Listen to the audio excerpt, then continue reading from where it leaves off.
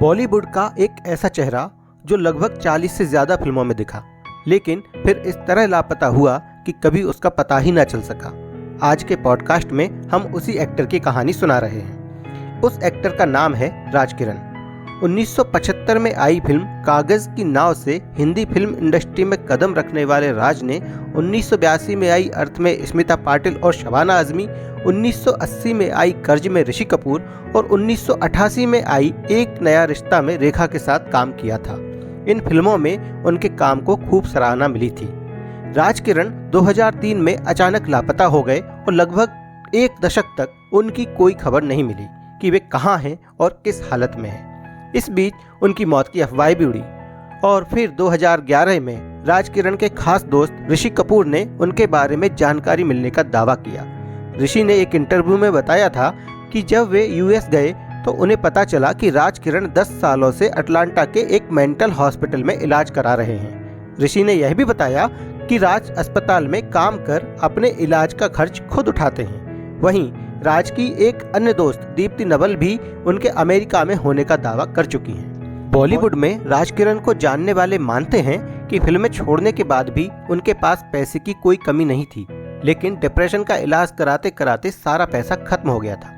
ऐसे आरोप हैं कि जब राज किरण की हालत बिगड़ने लगी तो उनकी पत्नी रूपा मेहतानी और बेटी ऋषिका ने भी उन्हें छोड़ दिया था। खैर, ऋषि कपूर को जब पता चला कि राज अटलांटा में हैं, तो वे उन्हें वापस भारत लाकर फिल्मों में उनकी वापसी कराना चाहते थे, लेकिन राज के भाइयों गोविंद और अजीत ने उन्हें उनका नंबर तक देने से इनकार कर दिया।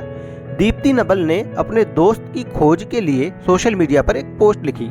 उन्होंने लिखा था, फिल्मी दुनिया के एक दोस्त की तलाश है, उसका नाम राज किरण है, हमें उनकी कोई खबर नहीं है। आखिरी बार उनके बारे में यह सुना था कि वे न्यूयॉर्क में कैब चलाते हैं। अगर किसी के पास कोई जानकारी है तो आपसे गुजारिश है कि हमें बताएं। इस बीच 2016 में एक एंटरटेनमेंट वेबसाइट ने दावा किया कि राज किरण की फैमिली ने ऋषि कपूर और दीप्ति नवल को उनकी गुमशुदगी के मामले से दूर रहने की हिदायत दी है। रिपोर्ट के मुताबिक फैमिली ने ऋषि कपूर के दावे को गलत बताते हुए कहा था कि राज अटलांटा में नहीं हैं, वे अब भी गुमशुदा हैं। इसी रिपोर्ट में दावा किया गया था कि ऋषि के पास राज के भाई का फोन आया था और उन्होंने उन्हें चुप रहने की सलाह दी थी। इस कॉल के बारे में ऋषि ने दीप्ति नवल को बताया और दोनों ने राज की फैमिली की परेशानियों का ध्यान रखते हुए चुप्पी साध ली। खुद दीप्ति ने इस खबर की पुष्टि की थी। उन्होंने कहा था, जी हाँ, ऋषि ने मुझे कहा था कि राज की फैमिली किसी तरह की मदद नहीं चाहती है। राज किरण के करीबी रहे महेश भट्ट ने 2011 में दिए एक इंटरव्यू में कहा था कि जब वे मुंबई के एक अस्पताल में उनसे मिले थे तो उनकी हालत ठीक नहीं थी, वे डिप्रेशन में थे। उस वक्त भट्ट ने राज को फिल्मों में काम दिलाने का वादा भी किया था, इसके लिए कोशिश भी की, लेकिन उनका मानना है कि जब इंडस्ट्री में एक बार किसी के पागल होने की खबर फैल जाए तो कोई भी उसके साथ काम करने को तैयार नहीं होता। भट्ट ने यह भी कहा था कि राज किरण बाद में अपने भाई से मिलने यूएस चले गए और वहीं उनके साथ बिजनेस करने लगे।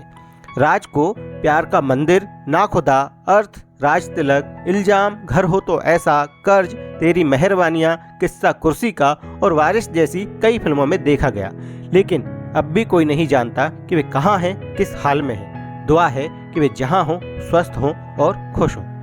एंटरटेनमेंट वर्ल्ड के ऐसे ही किस्सों के लिए सब्सक्राइब करें हमारा चैनल filmymail.com।